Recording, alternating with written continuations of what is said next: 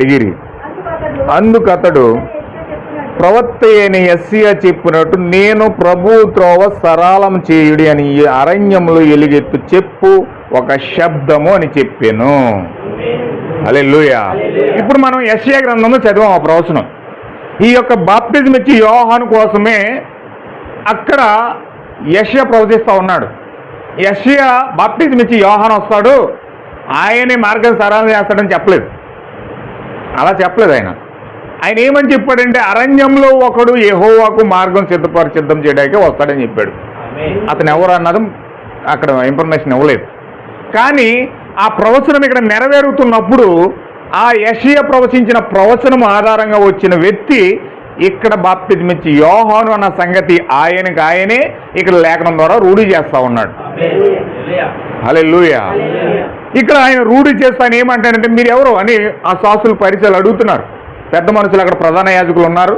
ఆ ప్రధాన యాజకులు చిన్న పాస్టర్లను పంపించారు యోహాను దగ్గరికి. ఈయనేమో క్రొత్తగా వచ్చి అరణ్యంలో వచ్చి బాప్తిజం ఇచ్చేస్తున్నాడు. అప్పటి వరకు బాప్తిజం అంటే ఎవరికి తెలియదు, బాప్తిజం అంటే ఏంటో తెలియదు, బాప్తిజం అంటే అసలు ఎవరు ఇవ్వలేదు. ఈయన క్రొత్తగా వచ్చి బాప్తిజం స్టార్ట్ చేశాడు. హల్లెలూయా. ఏంటి నువ్వు కొత్తగా బాప్తిజం ఇస్తున్నావు, ఏంటి కొత్తగా చేస్తున్నావు, మా ధర్మశాస్త్ర ప్రకారంగా ఈ యొక్క ఆచారం లేదే, నువ్వెవరు అసలు, ఎందుకు ఈ యొక్క బాప్తిజం ఇస్తా ఉన్నావు, ఎవరు ఇస్తారు అసలు, ఎందుకు ఈ కార్యం చేస్తున్నావు అని చెప్పి ఈ బాప్తిజం ఇచ్చి యోహాన్ని నిలదీస్తూ ఉన్నాను. నువ్వు ఏలియావా, నువ్వు ప్రవక్తవా అని నిలదీస్తూ ఉన్నారు. హల్లెలూయా. ఎందుకంటే ఏలియావా అని ఎందుకు అడుగుతున్నారంటే, రాకడ జరుగుతుందంటే దేవుడు భూమిపైకి వస్తూ ఉన్నాడంటే ఆయనకు ముందుగా భూమి మీదకి ఏలియా రావాలి. హల్లెలూయా.